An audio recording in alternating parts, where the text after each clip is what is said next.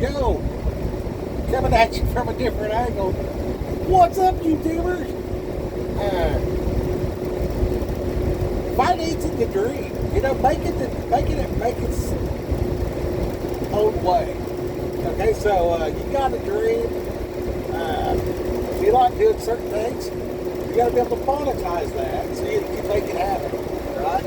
And there's a little bit of back of the napkin. Then you got your implementation of advisors.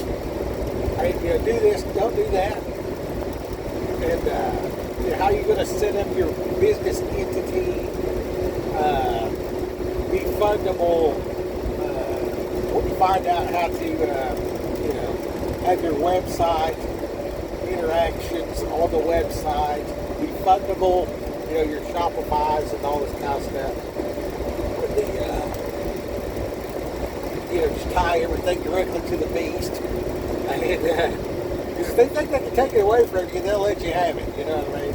It's kind of weird, but that's the way it's set up. You know, they want to know everything about you, and down to your DNA. I used to make a joke and be like, they want the blood of your firstborn child. But it turns out they want the blood from all your kids. That's why they stab them in the heel. They take a blood sample when they're born at the hospital. It's super weird. It's like the serpent is bruising the heel. On the flip side, we bruise the head. So, anyways. Wow, that went way off track.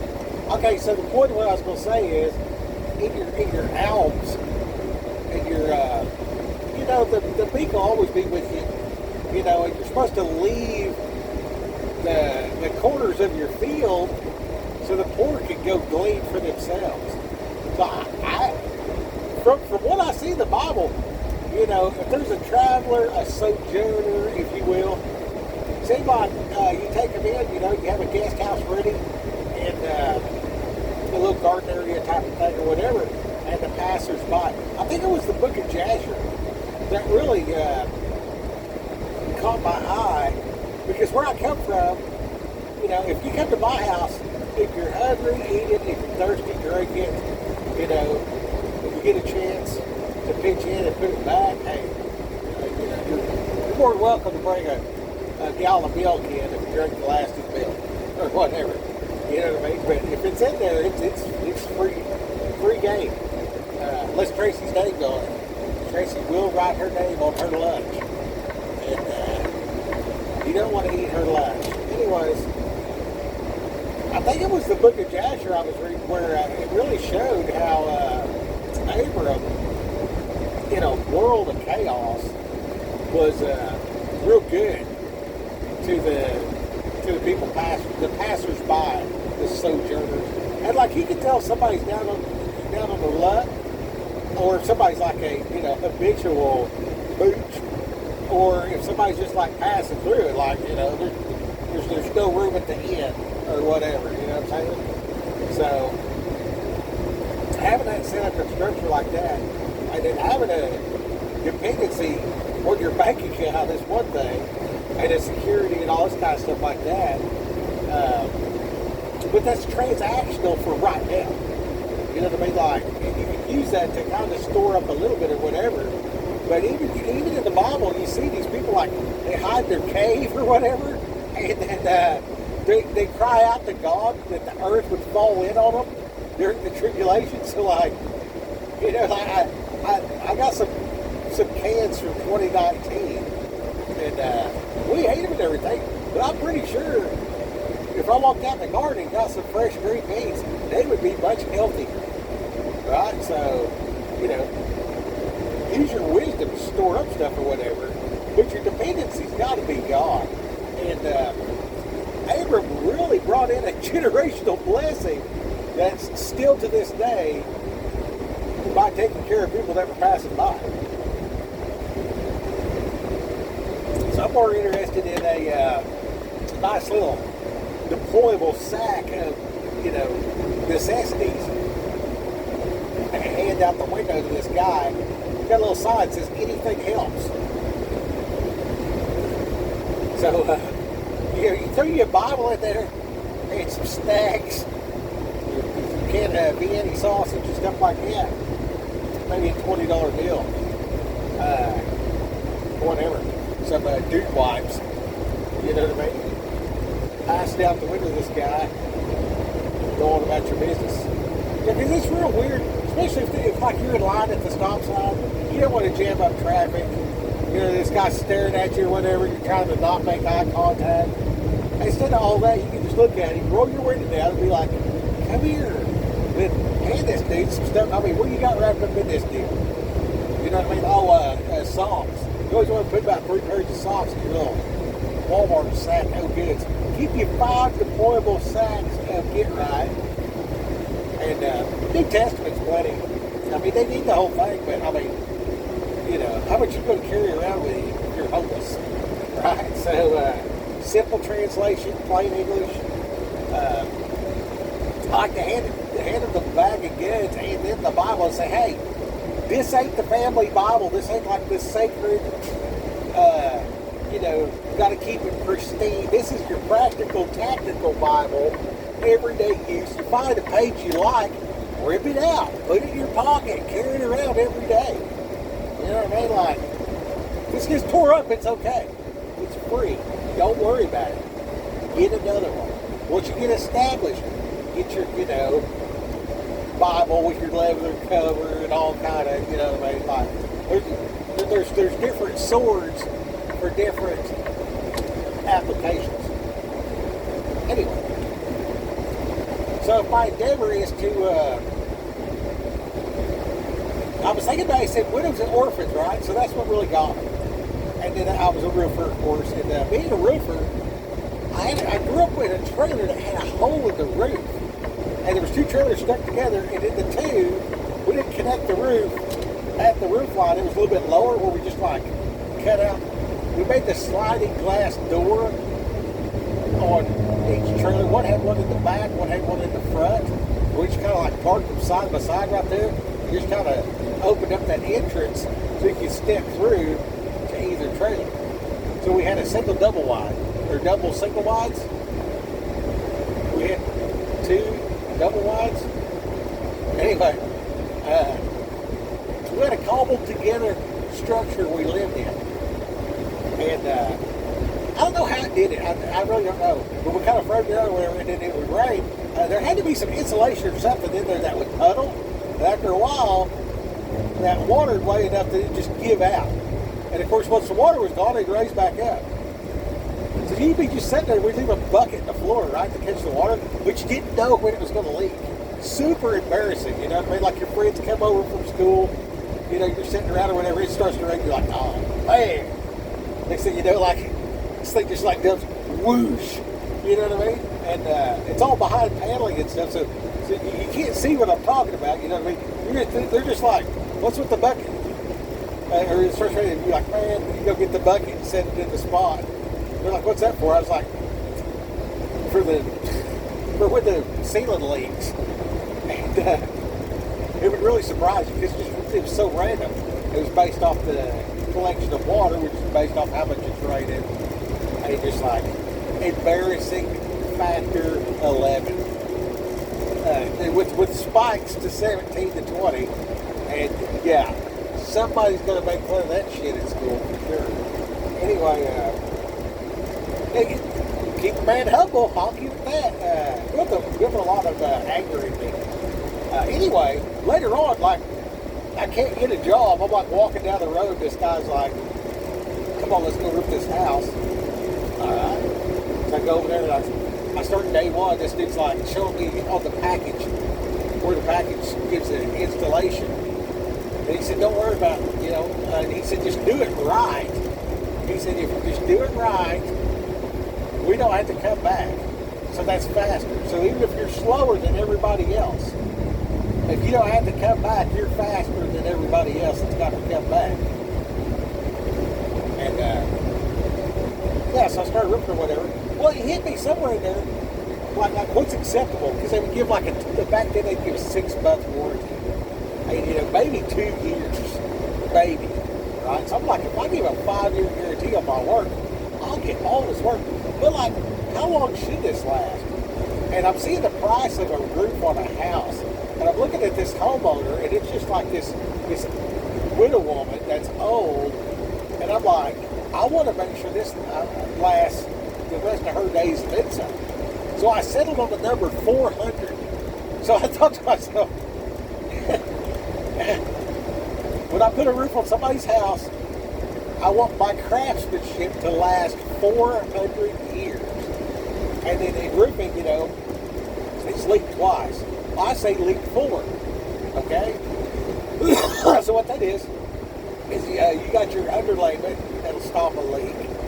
It'll stop rain. It'll turn water. And then you got the way you lay your shingles. And then the way you do your flashing and stuff like that.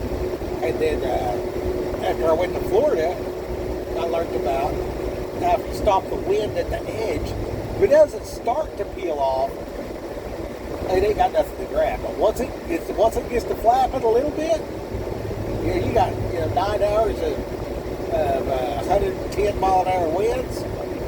Once it starts to flap, she gone. It's just, it's going. Once it starts, it's over. You're going to need a new roof. But if it don't start, and they use layers of that plastic cement and stuff, so I learned how to, pop a line 10 inches all the way around the perimeter and lay the shingle right in the plastic cement and nail it on. And then the top half of that shingle, smear it with plastic cement and nail the next one on. And that's how I learned to make them books. And you stagger out your books, with the way you cut your shingle. You cut this and set the half over there, cut it. Now you got 2 sets. So you got one full shingle at the bottom, and then you stair step until you run out. Well, in a high wind zone, once you get the half a shingle, you put the big one back, and then you use those pieces to fill in behind it. So you want to do a half step stagger, and then layer the plastic cement at every layer, so it's glued together. And then when I found the fleece bank TPO, and then you just put this underlayment down that it's sticky on the back, so it's peeling stick. So you put it out there, you nail off the top side of one side, you pull it tight, and then fold that sucker, and then pull the thing off, and then just ease it, let it roll on back down where it's supposed to be. Then you walk on it, and it gets all stuck, and then you fold the top down, and peel it off. But sometimes, if you're lucky, you don't have to fold the top down. Sometimes you can grab it and pull that cover out from underneath it, and then it'll stick right where it's at or whatever. That's stuck, and then you can use spray foam in this little can, and you set your ridge stuff, and you spray this foam, set your piece of tile down. You know what I mean? I was amazed when I went to Texas. All the tile in Texas is just set there. Sometimes it'll have one nail in it. Most of the time not. They just put these little 1x4s everywhere. They got the underlayment, bunch of 1x4s, then they just lay the tile down. When I put tile on in Florida, you got this fleece back peeling stick. The back of it looks like a cotton ball. That's why I call it fleece back. And those fibers interact with the spray foam. So you spray this foam, a little dot of foam, you set the tile down, and the foam grows up, sticks to the tile, sticks to the fleece back. Fleece back is glued to the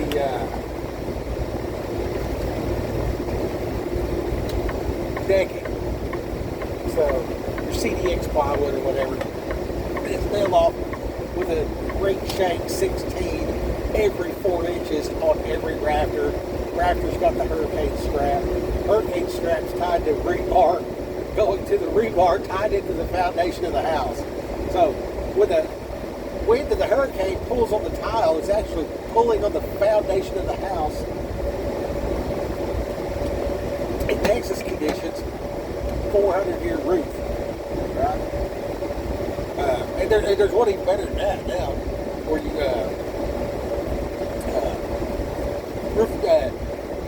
cut the tires, cut down tires, till they're like wood shake shingles, just nail them on like wood shake. Now your whole house is covered in rubber. You know what I mean? The only, your house had to burn down, or wind to death, or earthquake, or something like that. But hailstorms and water, you're good to go. You make it 2 flat sides, like if you're doing the little sheds, like you're in an off-grid shed or whatever like that. Go to your local place, get tires. Get tires, get tires. As long as it's flat sides, if there's no valleys, super easy install. You can watch wood shake shingles video on YouTube and look at how they do the overlayment, and then look at how they overlap the wood shingles to put a roof on. Cut the tire. You know what I mean? Cut the sidewalls out, and then the face of the tire, cut it back yay long, and then nail it on there. Then set the next one. Nail that, nail that, nail that. Roll your felt. Do the next one. Stagger the seams. So just make sure that you don't have seam on seam, and make sure that tire is long enough. It's got about 5 inches showing, but it's at least 15, 18 inches strip of tire. So you'll be overlapped 3 times. You know what I mean? So if you had like this shed from Home Depot, like you just frame it up, it's real easy. Stand up some walls, do your 2x6s around the floor, nail them together, put you some spacers in there, nail that together. You say you're doing a 16 by 20 by 16 or 8 foot 2x6 is fine. You know what I mean? And then do 12-inch on center for your floor. And then glue on top of all that, lay down your plywood on top of that, nail off your floor, build a wall, stand it up, go all the way around like that, and then frame up and deck your roof. But when it comes time to put metal or shingles on there, use tires. You know what I mean? So in the apocalypse, where there's all these flaming balls of fire beating down, it'll bounce off. Like you can volleyball-sized hail or bigger. It's going to be moving so fast, you're going to do that, right? But the current, like any hailstorm I ever seen, that roof would be impenetrable. You know what I mean? Like anything less than a volleyball-size ice block falling from the sky. And if you go to the semi place, the semi tires, they are actually designed to not burn. So like if you ever had a brush pile and you burned a tire versus burning a semi tire, you can't hardly get them to light. And then when they do light, they burn slow. Like they will burn. Once they get to cooking, it's going. But compared to a car tire, way, way different. And then, the surface of a semi tire, you know what I mean, is it's a lot bigger, it's a lot thicker, and everything else, right? So you put that on your house, and you got the 3 layers that can't leak from the length of the tire you're nailing on, and then you got the little half sheets of felt in between, which is your underlayment. And then you got your underlayment that you rolled to begin with. So you can roof your shed for the apocalypse amazingly fast and cheap, super cheap. But it's going to be black, so it's going to be hot. So the further north you get, that's going to help with your snow loads and stuff too. And like, is this going to melt off or whatever? And anyways, when you're doing these projects and stuff, and something catches your eye, and you want to do something, you want to be able to, it's got to wipe its own ass. You know what I mean? So, the great thing about being in the truck is the opportunity to think while I'm driving going down the road. And then when I'm thinking about, these tax auctions and buying land, right? Well, people fight wars over power, money, and land, right? So, like, what really matters is like, the land, right? So if I go to a court clerk and I find out what the what properties are going to be sold for back taxes. So basically, the sheriff of Nottingham is going to steal the land for, absurdly cheap amount of money. I'm going to buy this land. I'm going to, go through the bank and get a mortgage and blah, blah, blah. This is a $200,000, patch of land with house, whatever. But these people like inherited it or, something or another, and they just didn't pay the taxes. They can't, they won't, whatever. They just scoop this thing up for $6,000. It's just stupid cheap. And you got to be one of them guys. You got to, grease the wheels at these auctions. Type of deal. Like, hey, who's doing what, and you got to be able to get the nod and the okay from the, unwritten rules and everything. Please for your speed. I'm going 78 and a 75. Oh. Covered my camera and died. Anyway,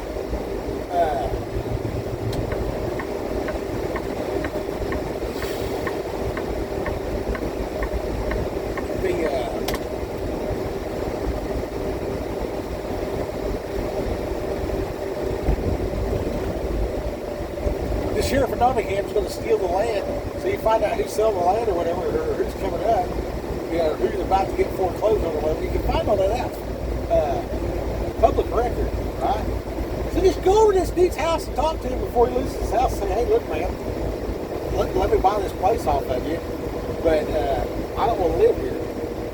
So, I see you got some land out there. How do you feel about cows? You know what I mean?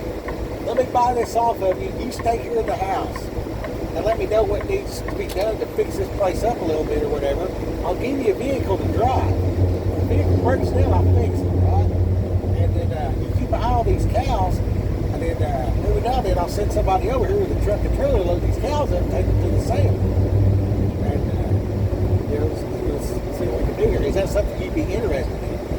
Okay, well now, you know what I mean? I'm helping this dude stay on his land to whatever degree. And he's going to talk about that. He's going to talk about that with his family. He's going to talk with that about his friends and everything else like that. And I will see one of these videos. I don't know. Anyway, the point is, who's holding the land that was fixed to get robbed? I'm stepping in and making a way where there was not a way. And I'm being super cordial about it. So like in the book of Jasher, where Abram was like making a way for these people that were in a bad spot, you know what I mean? That brings about the ability to receive favor from God. The ability to receive the favor from God. Like Jerry Rice was a wide receiver and he caught the football. He knew how to shake them off. He knew how to act like this and go like that and all this other kind of stuff. You know what I mean? He honed his craft to be able to be a wide receiver in the NFL. Get Super Bowl rings, everything else like that. You know what I mean? And through blood, sweat, and tears and honing of his craft, you know what I mean? He was able to do that kind of stuff. If you don't think that he had the favor of God along that journey, I don't know why you're listening to me. But obviously the dude's blessed. You know what I'm saying? Like, when you see these high-level people, that's God doing that. When you see the politicians, the Bible says that he puts the people in power. That God does that. You know what I mean? So if you have really crappy leadership on a country level, on a nation state, that's judgment from God. It's like, all right, you want to rebel? We're going to put doofus and dummy doofus and ignorant in there, and then he's going to swirl it up, and then you're all going to suffer. And when you get right, we'll put you somebody in there that's actually going to bring about, prosperity through good policy or whatever. You know what I mean? But it's God that does it. Same thing in your house. God that does it. The holy matrimony is the highest form of government ever known to mankind. Right? So you got your endeavors, things you like. She's got her endeavors, things she likes, whatever. We set this thing up where it can monetize, right? Then you get into this thing where it's like widows and orphans. And then if you go look at an industrial chicken house, like you see the footprint, and you see the amount of roof, and then if you calculate, you know, I mean, you got 12 to 24 panel systems on a 3-bedroom house in the South. You know what I mean? And there's a break-even rate, and then they start making money off of it. Okay, well, once you go into the 12,000 panels, and this orphanage is also a community center, also a place to learn and stuff like that.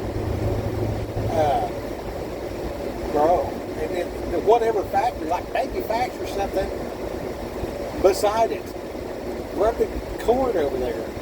You know what I mean? Like, there's all this power coming out, and over here, like, you're running an assembly line or CNC machining, or welding trailers together, or pick something that's not manufactured in America right now. Do that right beside that. Use the money from that for security, food, maintenance, and everything else for the kids. So all you gotta do is break even. So your machine gun preacher. It's a good movie. You check that out, and then you're trying to secure this situation, and then you want to have infrastructure making stuff. You know, like, it makes sense. Make it make sense. And then, oddly enough, this is ridiculous. Look to where they reformed the prisons down there in Central America. I can't remember which country it is, but there's one of them. They locked them up. They started making textiles because all the prisoners needed clothes. They started a garden because they all need to eat. They went all the way to upper management level stuff. So these people that they got sideways of the law, and now they're in a prison. They're forced to work in whatever field for 7-8 years, and then through get right, do right, no choice, end up with skills, right? And they're able to build up their country. So they're taking all the people that were felons off the street, throwing them into a place where they have to, run a sewing machine or whatever. You know what I mean? So if you look at that system, and then you look over there at the Mid-America Industrial Park by Pryor Creek, Oklahoma, and you see what industry looks like. Get your 10-year snapshots from freaking 1930 on the 10s all the way to now, right? And see what they actually manufactured there, and what they did, how they did it, how they used the water resource of the river, a lot of natural gas coming in because Oklahoma's got a lot of natural gas, and how they use the energies and all this kind of stuff to modify over the course of time, course correct towards what they're doing. And there's a place out there, a guy could get real cheap and make Willis Jeeps. They just make it with a mechanical diesel engine. You can probably do a 3-cylinder. You probably don't even need a 4-cylinder. I would go with a 4-cylinder because of the balance of the engine design. But look at a Honda Civic motor in the 90s, except diesel instead of gasoline. So you don't need no sparking. It's compression fire. That's an EMP-proof vehicle.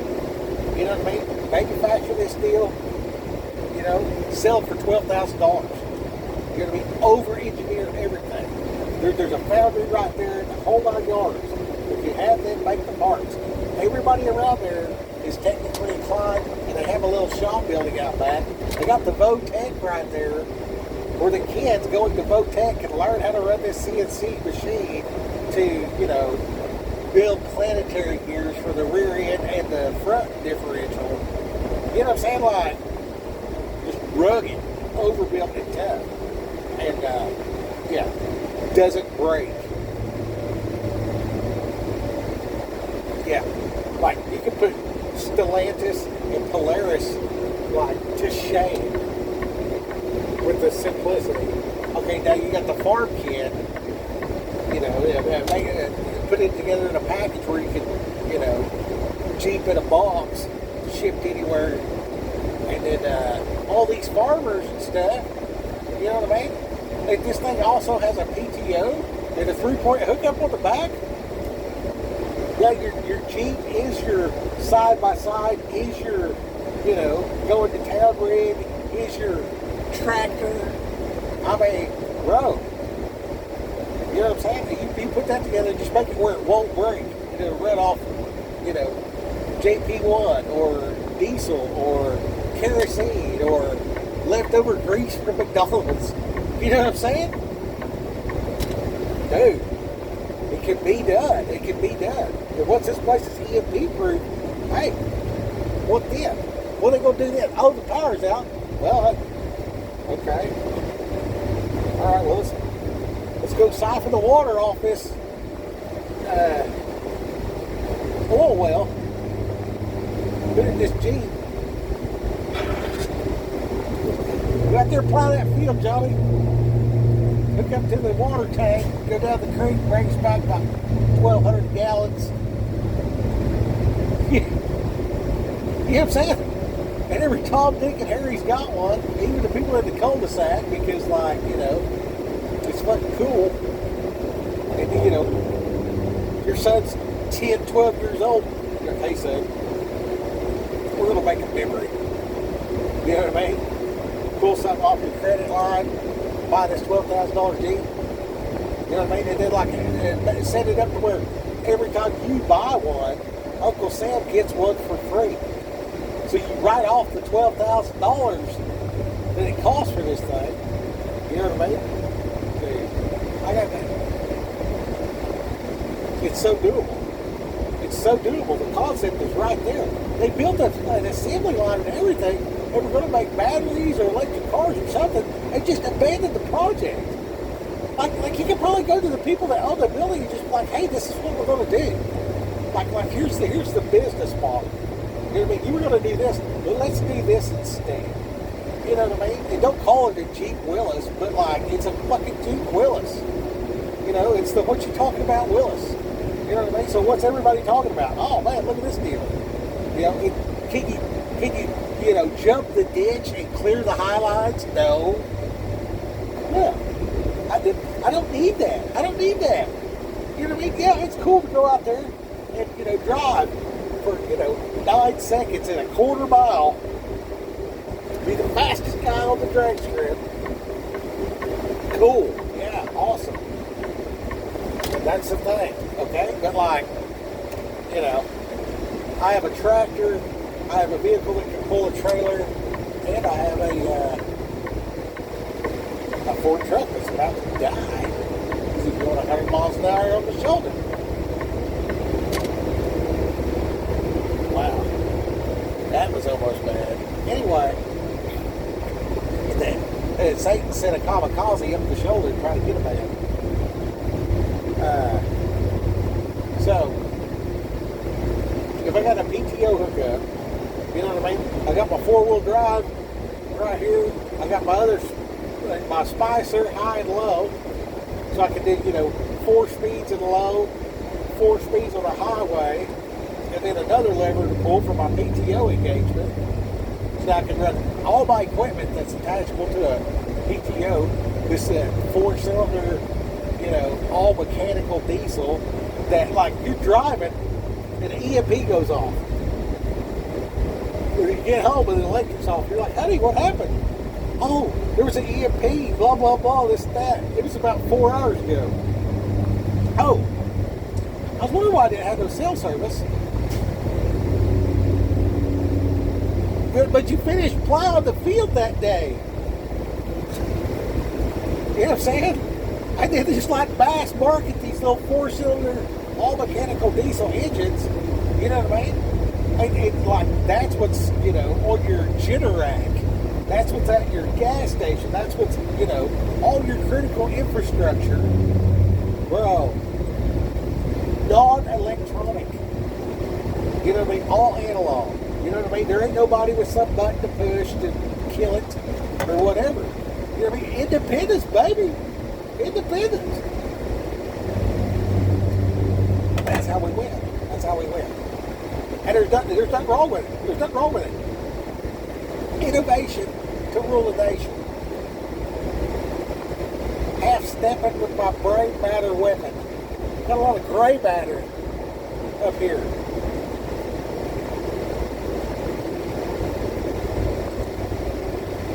Innovation to change the nation, to change the world. I'd even take over the earth for Jesus. Is that what we're going to drive? The mechanical diesel Jeep Willis with a 3-point hookup, farm all, tractor style. What was that? Chopper style? Chopper style? We changed it to tractor style, tractor style. Are you tractored with my Jeep? What you talking about, Willis? Oh, look. So if these endeavors could actually make some money, right? Like right now it's the best time. Like you gotta do the Department of Defense and say, look, bro, yeah, you got like these corps of engineers. Like let's do the National Guard make the Jeeps, right? And let's set this up, you know what I mean? And we'll make all the engines right here. And we'll make all the planetary gears right here. And we'll make all the wheels for this thing. And we'll make all the seats over here. Whatever, you know what I mean? Park. Votech, this is how we make this part. Pay them a decent wage to be there. And then like, whoever's the CEO or whatever in this deal that's actually making it happen, type of deal, like just rotate that dude on a turbulent. And then if you come over here and you run this factory for 4 years and you know meet certain criteria, you never have to pay taxes. What? Like, hey man, if you make us impervious to the EMP, we're not going to steal your money from you no more. Who's not going to jump on that? Who's not the best engineers ever are going to come do this thing? You know what I mean? And then because you're not paying the overhead, right? It's kind of like with the Gideons handing out Bibles. You pay dues to be a Gideon. So there's no administrative cost. So you just took your administrative cost out of the picture. You know what I mean? You're subsidizing the factory stuff from the Fed saying, hey, look, state of Oklahoma, since you're going to put this infrastructure in for the, you know, EMP approved USA, we're going to set this up, you know, maybe even like a grant type of deal. You know what I mean? And then you set this thing up, and then you like they got that deal over there, Whitaker. It's like it's in Pryor, right? It's There's an object on road ahead. It's for the National Guard, and they got facilities there, and they pretty much raise your kid for you and everything else like that right there. Okay, so like, okay, wayward kid. Okay, we're gonna teach you how to, you know, put all these parts together. And like, how complicated is a mechanical diesel engine? Like,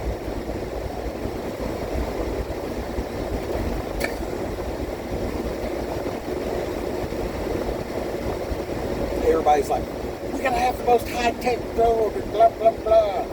All right, well, you know, this kid grew up, you know, his dad said, you know, hey, I got this Jeep in the mail. We got a 3-day weekend coming up. Let's put this thing together. And you just put it together out in the shop. And now they got one to drive. You know, fast forward 10 years. He's on the battlefield. You know what I mean? The drones take out a bunch of stuff, and there's like 5 smoldering, what you talking about, Willis, in the field. Him and his buddy say, hey man, do you have those 3 wrenches it takes to build this whole truck in your pocket? Sure do. Alright, let's go salvage parts, put one together, and drive the fuck out of here. You know what I mean? Like, the whole place gets nuked.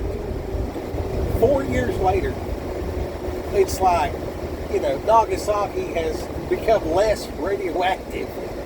And you go out there, and there's all these Jeeps everywhere that you can, like, just get in it, start it up, and take off.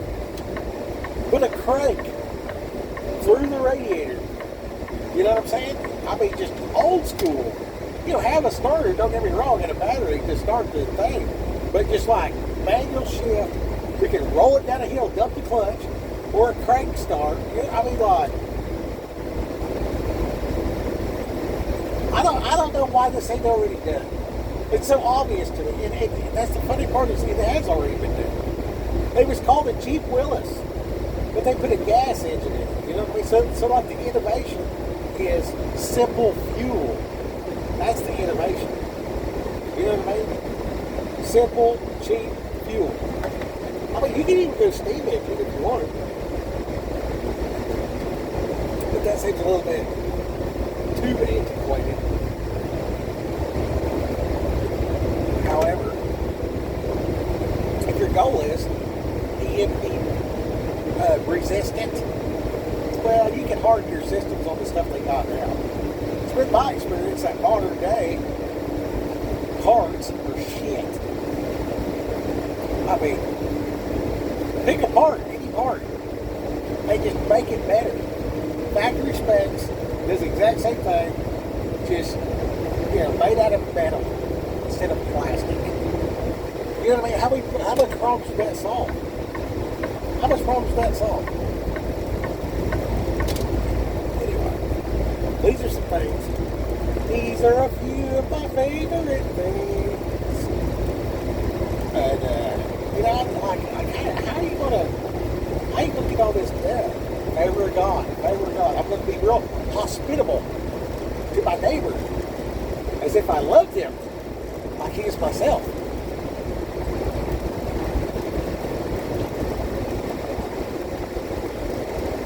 Hospitable, hospice able, care for the widows and orphans.